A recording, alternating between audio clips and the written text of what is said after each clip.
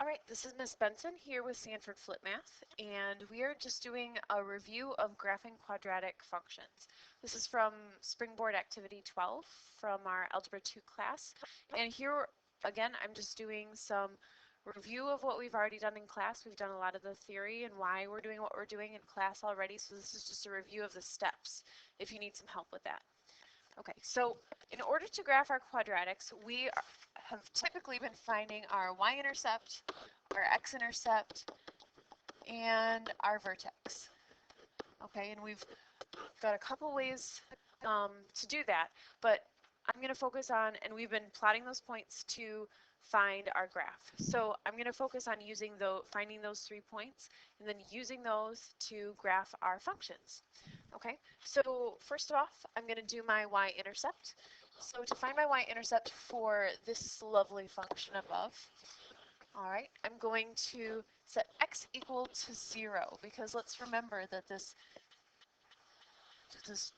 quick reminder here, that whole line, x equals 0, and that's where we're intercepting our y-axis, okay? So if I set x equal to 0, so this is a function of 0, okay? So y equals, or the function of 0 equals negative 0 squared plus 4 times 0 plus 5. Those end up becoming, these couple become 0, and we end up with y equals 5. So my point, my y-intercept as a coordinate is 0, 5. Okay, so I'm going to plot that on my graph here. 1, 2, 3, 4, 5. And there's my y-intercept. Now I'm going to find my x-intercepts here. So to find my x-intercepts, we had y equals 0 or x equals 0 for our y-intercept. So we have y equals 0 for our x-intercepts. Now y in this case is f of x. So we have 0. So our f of x up here, we're again going back to this function. So 0 equals negative x squared plus 4x plus 5. Okay. Now to solve for x, we've done it a couple different ways. In this case, I'm going to try factoring each time first just to see if that works, because that's going to be my best bet and my easiest bet for getting my answer pretty quick. First off, before I factor, I'm going to divide each of my terms by -1 to make sure that it just makes it a little bit easier for us to factor here. Okay. So now I'm going to use my box to factor. I'm going to put my -5 there, my x squared, and I'm finding factors of -5 that add up to -4. Okay, so my factors of -5 are -5 and 1, and -1 and 5. And which of those adds up to -4? That's this one here, this set, my -5 and 1. So in my box I have -5x and x, and here the common factor is x, here it is 1, here it is x, and -5 down on the bottom there. Okay, so this factors to x plus 1, x minus 5. So I'm going to set, using our zero product property, so go back to factoring to review if you need to review for this. Review that part, but I'm going to set each of our factors equal to 5. So I have x plus 1 equals 0 and x minus 5 equals 0. So solving for x, we get x equals -1 or x equals 5. Okay, so now again, we're finding our x-intercepts here. So y equals 0. So writing them as coordinates, I've got -1, 0, and 5, 0 are my x-intercepts. So I'm going to go back up here to my graph. Here's my -1, 0 here, and my 1, 2, 3, 4, 5, 0 here. Those are my 2 x-intercepts that I'm going to use. All right, now I want to find my vertex, so I can use that to also help me graph my function. Okay, so we'll do that in green since we haven't quite done that yet. And I'm going to rewrite my function here. So we're finding the vertex of this function, yet again, going back to the same function, because when we graph this, it's just a picture of the solutions for this function. That's just kind of thrown, it's a little bit of a throwback there. That's something we've been talking about for a while, but hasn't come up. So what we're finding here is just making a picture of that function, and we're making points that fit into it, okay? Or finding points that fit into it. Now to find our vertex, we have the x value of our vertex is equal to negative b over 2a, okay? And that b and a are coming from this function here. So our b is 4, and 2a, a is negative 1. Okay, so we have negative 4 over negative 2. That gives us 2. Now that's our x value. Now what we want to do with that x value is plug it back into this function to find the y value, because we found the x value of the vertex for that function. So we're going back to that function using it to find our y value. Okay, so that y value is equal to f of 2. So I'm just plugging 2 in for x. Negative 2 squared plus 4 times 2 plus 5. Alrighty then, we have a negative 4 plus 8 plus 5. So that gives me 4 plus 5, that equals 9. That's my y value of my vertex. Now, which value did I plug in to get? This is my y value. Which value did I plug in to get that? I plugged in my x equals 2 right up here. Okay, so my coordinate of my vertex is 2, 9. All right, so knowing that, I'm going to go back up to my graph. This is all on the same graph, but different points each time that I'm plotting. So I have 2, 1, 2, 3, 4, 5, 6, 7, 8, 9, all the way up there. Okay, now it's funny that I drew this line going right here. This is my axis of symmetry because it's going through my vertex, right? Okay, so I can actually, I'm just going to add one more little point here because it's going to help us make sure that this picture looks really nice. So since this coordinate here is 2 points to the left of the axis of symmetry, I can put a point to the right, the same distance. Okay? So what my graph's going to look like is go through all those points, and there's the graph of my parabola. And I should expect to see a parabola because of the fact that it is a quadratic function here. All right, so we've got one of these done. Let's look at another example. So all of these are going to have a little something different about them. So just bear with me and see if we can figure it out. Okay, so what I'm going to, so again, we're going to follow the same steps, finding our y-intercept, x-intercepts, and our vertex in order to graph these. So we have our y-intercept, again, x equals 0. So we're getting f of 0 equals 4 times 0 squared plus 4 times 0 plus 1. So our y equals the function evaluated when x equals 0, that equals 1. So my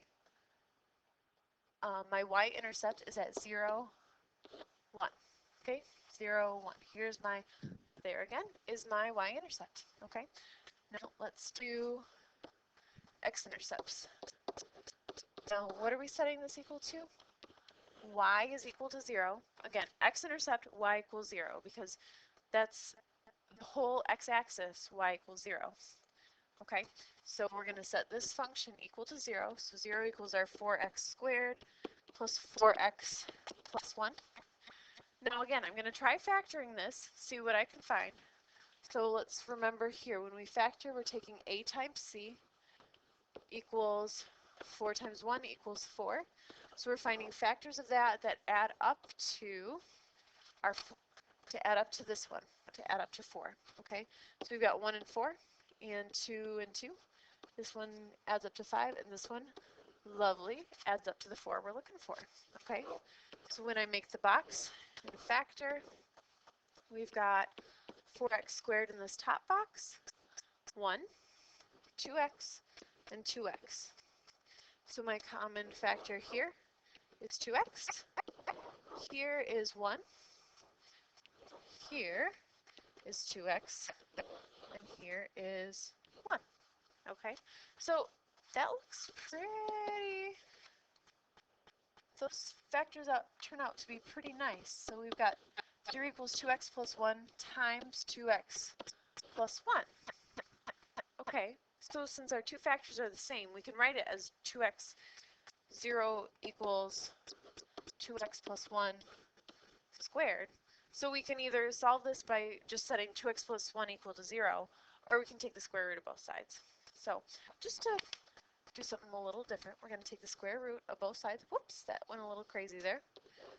Okay, so the square root of 0 is plus or minus 0. Well, that plus or minus looks kind of silly there. I mean, that's what we need to do typically when we take the square root, but I'm just going to say 0, and that equals our 2x plus 1. So we end up doing the same thing as just setting our factors equal to 0. Okay, now to solve for x, again, I'm going to do minus 1 on both sides. Negative 1 equals 2x, or x equals negative 1/2. Do I have a second x-intercept here? Well, since we have both of our factors are the same, so we only have one x-intercept. So I'm going to just write that on there for you so that it gives you an indication that that is a possible option for our graphing. So let's look at what it's going to look like when we make our graph, okay? But we'll use that for right now, okay? So our x-intercept then is negative 1/2, and y equals 0 when it's our x-intercept. So let's go over here. This is our negative 1/2 is somewhere in the middle there, right? Okay. Now let's go down, and we also want to find our vertex, because that's one thing that we're still missing here, okay? So we've got our vertex of the function y equals 4x squared plus 4x plus 1, okay? And the x value of our vertex equals negative b over 2a, right? And that equals negative 4 over 2 times 4 equals negative 4 over 8 equals negative 1/2. Okay, I think we saw that up there, but let's see what happens when we plug this negative 1/2 in for x to get our y. Okay, so our y equals f of negative 1/2, so we're plugging negative 1/2 in for x. 4 times negative 1/2 squared plus 4 times negative 1/2 plus 1. All right. Well, when we square 1/2, we're going to square both negative 1 and our 2. So we've got 1/2 times 1/2 is 1/4, or negative 1/2 times negative 1/2 is 1/4, plus negative 4/2 plus 1. Okay, so let's see if we can simplify this any further. So we're going to get 4/4 plus, this simplifies to negative 2, right? Plus 1.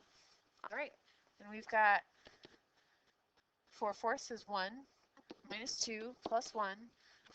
We get 1 minus 2 is negative 1 plus 1 equals 0. So our y equals 0.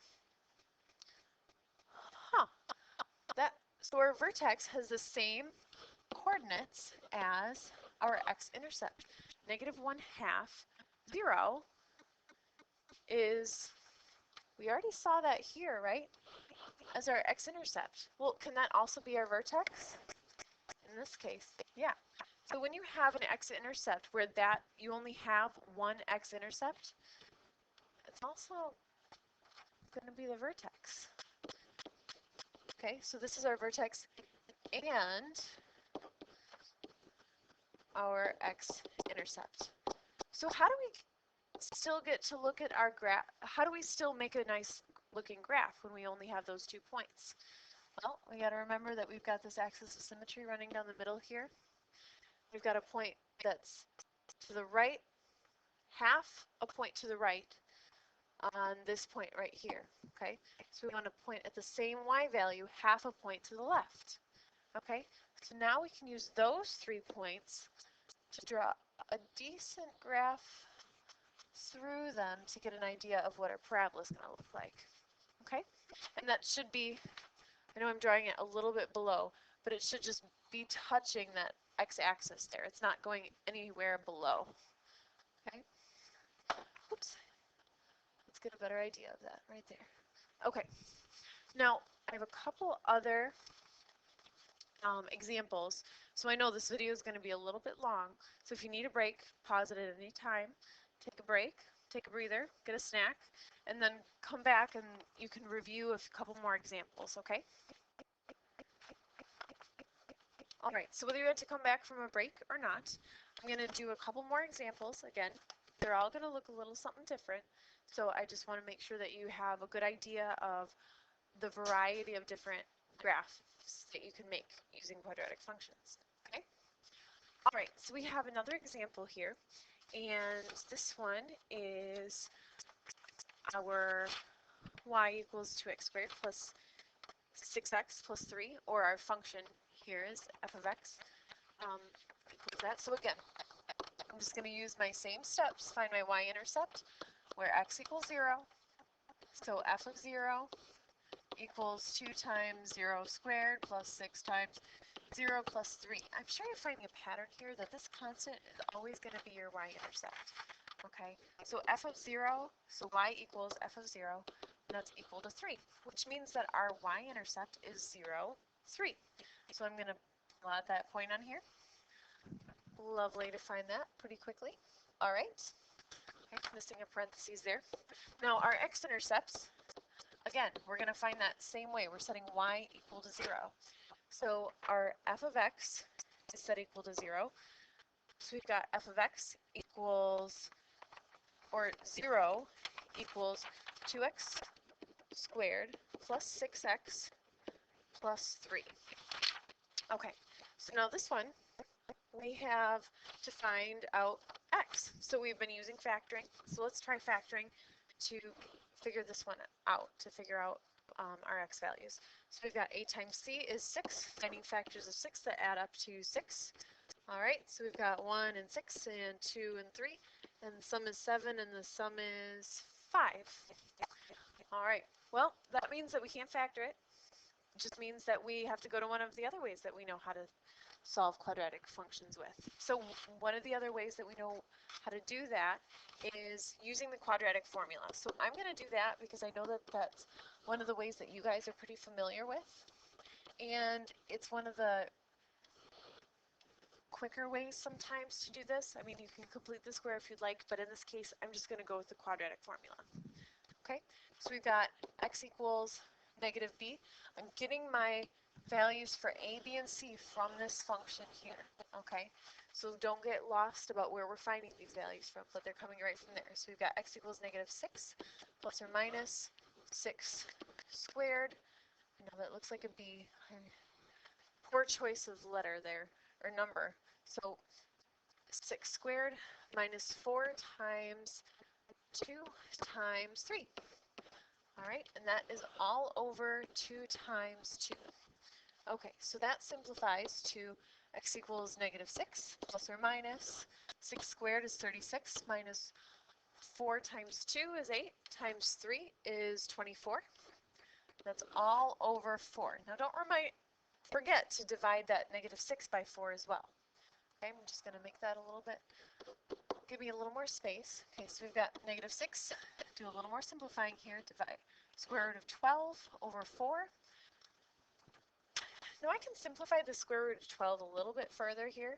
So we've got our negative 6 plus or minus the square root of 4 times the square root of 3 is the same thing as the square root of 12. And since 4 is a perfect square factor, I want to make sure I do that to make sure that I completely simplify this, this x value, okay?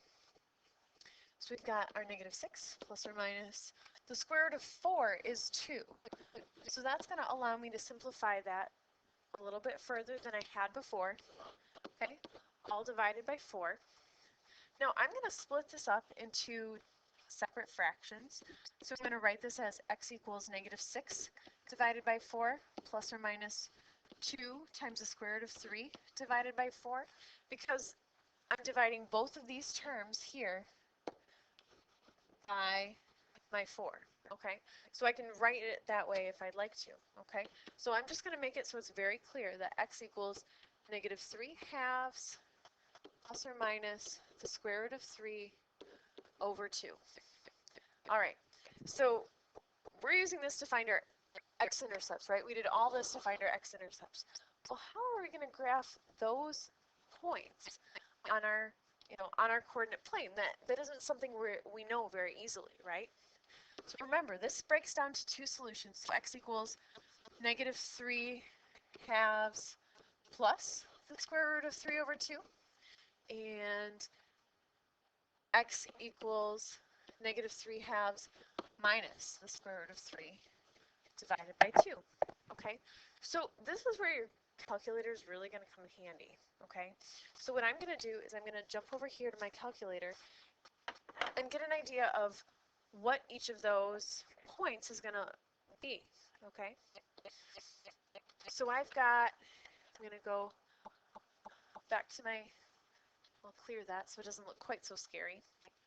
Okay, so the first thing I have is -3 divided by 2. Okay, now that's -1.5. That's pretty simple to remember. Now what about the square root of 3 over 2? Okay, so if I'm going to deal with the square root of 3, now it's only the square root of 3. It's not the square root of 3 divided by 2. It's only the square root of 3, and then I'm dividing it by 2.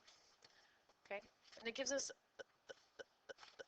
a decimal at about 0.866. Okay, so I'm going to use those decimal points in order to give me an estimate of my 2 points. Okay, so I'm going to take my -3/2 or my -1.5, so it's easier to plug that into a calculator, and I'm going to add my answer, that 0.866025, that irrational decimal. Okay, and that gives me a -0.634. Okay, so that was that first solution I had here, right? So this is about equal to -0.634. Okay, so that means my x-intercept is going to be at about -0.634. So I'll use that as an estimate in just a bit. I just want to make sure I get my other x coordinate over here as well. All right, so I'm going to jump back over to my calculator, and I've got my -1.5. And now instead of adding, I'm going to subtract that square root of 3. Okay, I want to make sure that I'm only taking the square root of 3, not the square root of 3 over 2. Okay, square root of 3 divided by 2. And that is going to give me a -2.366. I'm going to use this here. Okay, I'm going to jump back over. All right, so this is -2.366 about. All right, so that means my other x coordinate is going to be -2.3660. Okay, so just to clarify, we still found 2 x coordinates here. We've got one here, and we've got one here, even though they look a lot more complicated. But we can simplify it and get a general idea of where those points need to be using our calculator. Okay, so I'm going to plot those on my graph, still back up at the top. So about -0.6, it's somewhere around here, yeah? And then the other one, it was at -2.366, so that one's going to be more like 1, 2, somewhere around here, okay? So it's just giving me a general idea of where to look, okay? Now, we did all that work for our x-intercepts. Now we still need to find our vertex so we can complete our graph, okay? So our vertex, we're going to, again, go back to our function, f of x or y equals 2x squared plus 6x plus 3. Okay, now the x value of our vertex is negative b over 2a equals negative 6 over 2 times 2. So negative 6 over 4 equals negative 3 halves. All right, now to find my y value, got to plug this one in for my x values in that function. Okay, so y equals 2 times negative 3 halves squared plus 6 times negative 3 halves plus 3. Okay, so my negative 3 over 2 squared, I'm squaring both negative 3 halves times negative 3 halves, so 2 times 9/4 is what that's going to end up being, right? Plus negative 18, because negative 6 times negative 3 is negative 18 divided by 2 plus 3. All right. When I multiply these two, I'm going to cancel out, since there's a common factor here, 2 is a common factor down here. So I'm going to do some canceling. So I've got 9 halves minus 18 halves plus 3. Okay. Now in order to make this so I can add all these together, I'm going to multiply this by 2 over 2 to get a common denominator here. Okay, because 6 divided by 2 is the same thing as 3. Okay, so I've got all this here. All right, 9 minus 18 is negative 9 plus 6 is negative 3 halves. So it just so happens here that we've got our x value is negative 3 halves, and so is our y value. So our vertex is negative 3 halves, negative 3 halves. All right, I'm going to go back up to my graph, plot my vertex. Negative 3 halves is about in the middle here, and then down 1 1/2. It's right about here. Okay, so I'm going to use this point here. I'm going to make a point that's the same distance from my axis of symmetry, but on the other side of it, okay, in order to make a nice pretty graph using those points. Okay. All right, I know that was a little bit different. So we had irrational roots of x, we had irrational solutions of x, okay? We had a variety, something a little bit different. So if you need a break, again, I know this is a long video, so if you need a break, go take a snack, okay? And then we're going to do one more example. I know, you can't imagine that there's one more thing that looks different, but I just want to make sure that we hit on this so that if it ever comes up, you'll be able to do it, okay?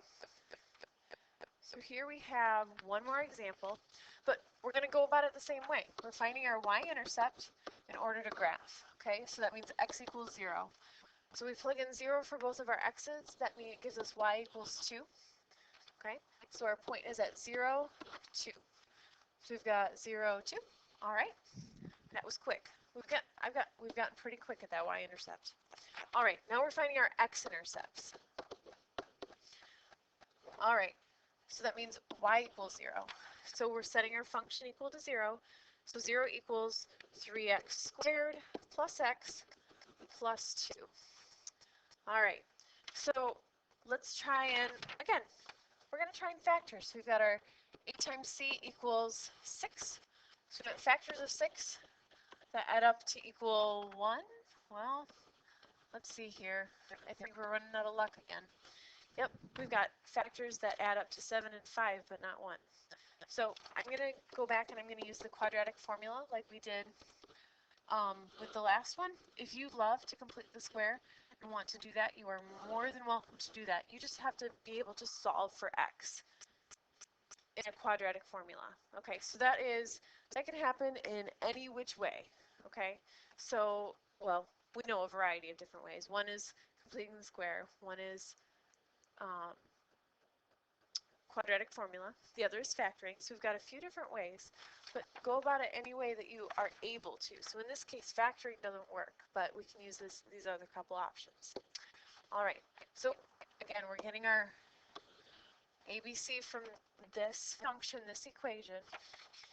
So we're going to say negative b, so negative 1, plus or minus the square root of 1 squared minus 4 times 3 times 2. All right, I don't know about you, but I can see that this one's going to be a lot different than the others. Okay, so we've got 2 times 3 as our divided by 2a. All right, so we've got x equals negative 1 plus or minus the square root of 1 minus 4 times 3 is 12 times 2 is 24. Oops. Yep, that's right. 24. And then we're dividing by 6. All right, so we've got x equals negative 1 plus or minus the square root of negative 23 over 6. Okay, this has that dreaded imaginary number, that dreaded I.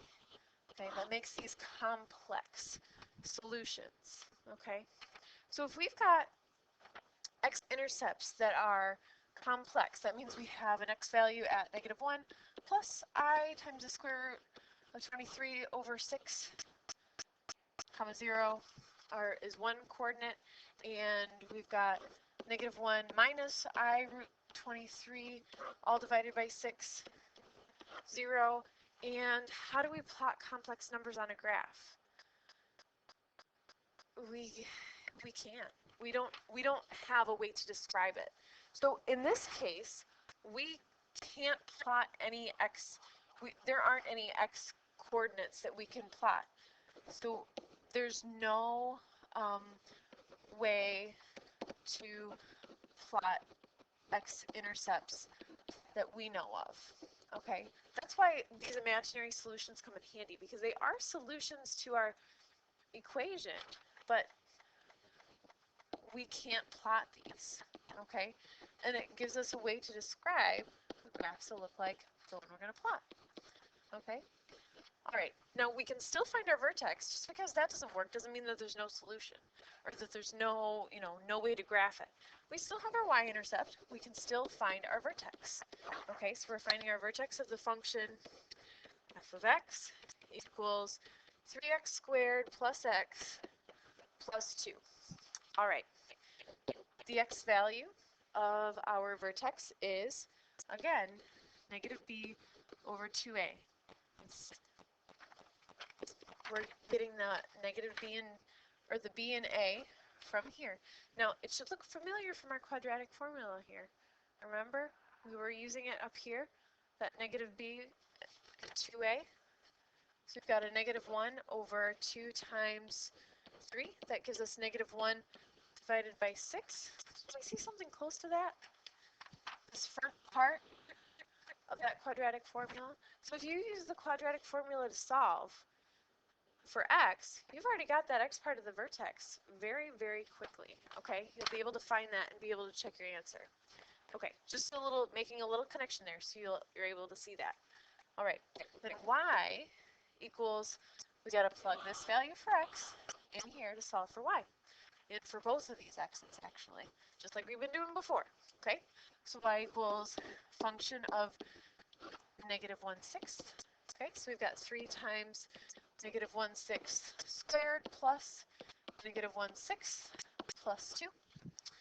All right, I'm going to need a little more room here. Okay, so we've got 3 times, now 1/6 squared is 1/6 times 1/6, which is 1/36, which I know is hard to say, but we're going to go with it. Okay, now again, like I did before, we've got we're multiplying these two as fractions, okay? This is a common factor of 3 in the numerator and denominator, so we cancel out our 3's to get 12. Okay, so we get 1 over 12 minus 1/6 plus 2. Now I want to get a common denominator, so I'm going to multiply this by 2 over 2, this one by, I got to multiply it by 12 over 12, since my denominator down here is 1. Okay, so we've got 1/12 minus 2/12 plus 24/12. Okay, and if we do 1 minus 2, we get a negative 1 plus 24. That gives us 23/12. 12ths is our y. So going back to our x value was -1/6. So the coordinate of our vertex is -1/6, 23/12. All right. So -1/6. Do we have a good idea of where about that is? So I'm just gonna, just to give us a, if we don't have an idea, it's really close to, it's a lot closer to 0 than it is to 1. So we've got that as an estimate. And 20, so this one's gonna be close to 0. And this one's gonna be almost 2, because 24/12 would be 2, right? And then we have 23/12, so we're almost there. So I'm just going to use that as a little bit of a guesstimate to give me an idea of where that value is going to be, okay? So we've got 0 and then almost 2. Okay, so there's 1 point, and then the other point's going to have to be a little bit to the, so it's kind of a little bit hard to graph this, okay? But we can make a basic shape using those points. Our vertex was close to 0 over here, almost at 2, okay? So I know that's a little bit hard to picture, but it's giving us a basic shape of our graph. And again, we don't see any x-intercepts because this graph doesn't touch the y-axis, okay?